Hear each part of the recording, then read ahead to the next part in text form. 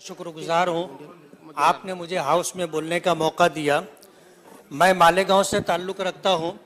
अध्यक्ष महोदय, पूरे हिंदुस्तान, पूरे देश के अंदर 26 लाख पावर लूम हैं, जिनमें से 16 से 18 लाख पावर लूम हमारे महाराष्ट्र में। आज इस मौके पर आपके ज़रिए से मैं ये बात हाउस में रखना चाहता हूँ कि 18 लाख पावर लूम तकरीबन महाराष्ट्र में है। कपास महाराष्ट्र में पैदा होती है और ये कपास यार्न के लिए तमिलनाडु जाती है और तमिलनाडु में यार्न तैयार होता है। यार्न तैयार होने के बाद वापस महाराष्ट्र में आता है, ट्रांसपोर्टिंग खर्च ऐड हो जाता है और स्पिनिंग मिल का जो नफ़ा है वो उसमें शामिल हो जाता है। यार्न काफ़ी महंगा हो जाता है। महाराष्ट्र में जितने लोग पावर लूम से जुड़े हुए हैं वो महंगा यार्न खरीदते हैं और उसके बाद कच्चा कपड़ा तैयार होता है। ये कपड़ा राजस्थान और गुजरात जाता है और वहाँ जाकर उसकी प्रोसेसिंग और डाइंग होती है।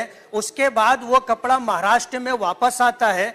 महाराष्ट्र में जब वो कपड़ा वापस आता है तो उसका रेट बहुत ज़्यादा हो जाता है।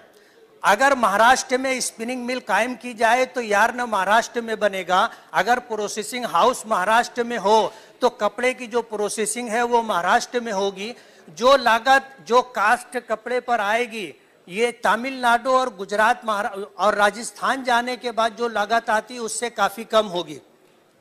आज इस वक्त पावर लूम सनत बहुत ज़्यादा मंदी से दो चार है और हालात कुछ इस तरह के हैं कि यार्न बहुत महंगा है, महाराष्ट्र में बिजली महंगी है। आज ये सनत, आज उद्योग जो है ये मंदी का शिकार है। मालेगांव में तकरीबन 3 लाख पावर लूम है। आज सारे पावर लूम बंद हैं। 5 लाख मजदूर बेरोजगार हैं। सरकार ने लॉकडाउन की वजह से जो सरकार ने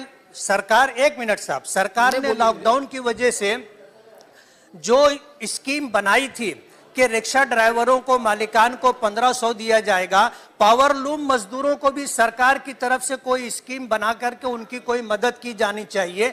लॉकडाउन की वजह से पावर लूम सनत बहुत ज़्यादा मंदी से दो चार है, उसकी भी मदद होनी चाहिए। मैं आपके माध्यम से जो है सरकार से ये कहना चाहता हूँ कि पावर लूम सनत पर ध्यान दें और इस सिलसिले के अंदर जो भी पॉलिसी बन सकती हो बनाएं ताकि ये सनत जिंदा रहे।